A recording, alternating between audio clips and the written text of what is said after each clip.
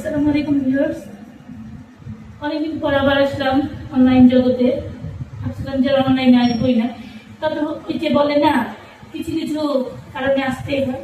তো বর্তমান যে অবস্থানটা সেটা নিয়ে বলতে আসলাম। তেলের যে ঘাটতি দেখা দিচ্ছে, তো আসলে অনেকের প্যান্টের নিচে বাইরে লাগে না, তারাও হচ্ছে বুঝে নেয়, মানে বাইক ব্যবহার করতেছে, এই জন্য তেলের যে সংকটটা বাড়তেছে। আসলে কি দরকার যাদের হচ্ছে কারণে গাড়ির প্রয়োজন নাই, গাড়ি ছাড়াও চলতে পারবে, তারাও দেখি লম্বা লাইন ধরে তেলের ঘাটতি যেহেতু দেখা দিচ্ছে, তাদের কি উচিত তেলটা এই সময় সংগ্রহ করে গাড়ি চালানো।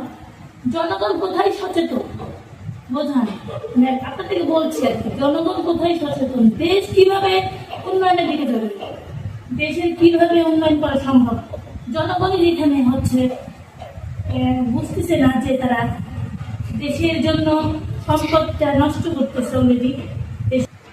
তেল ব্যবহার লম্বা লাইন 2 থেকে 5 ঘন্টার সর্বনিম্ন বললাম, তারা লাইন ধরে 1-1.5 ঘন্টার রাস্তা তারা পাড়ি দিতে সীমিত ভাবে বাস বা হচ্ছে চার্জার জনিত যানবাহন না ব্যবহার করে তেলের উপরে ডিপেন্ডেন্ট।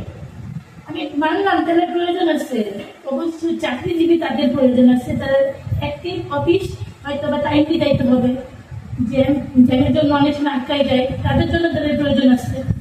তো যাদের একেবারে তেলের প্রয়োজন নাই, মানে গাড়ির প্রয়োজনে তারাও ব্যবহার করতেছে, এই জন্য অতিরিক্ত তেলের যে ব্যাপারটা ঘটতেছে।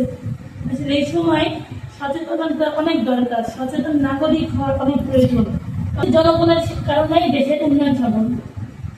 একটা বাসে যদি আপনারা 50 জন যাত্রী যান, সেক্ষেত্রে আপনার সেভিং হচ্ছে মানে তেলে, আর এই ক্ষেত্রে বাইকে যদি 50 জনই ইউজ করেন তেল বাইকের জন্য, তাহলে এইখানে ঘাটতি যাচ্ছে তেলে।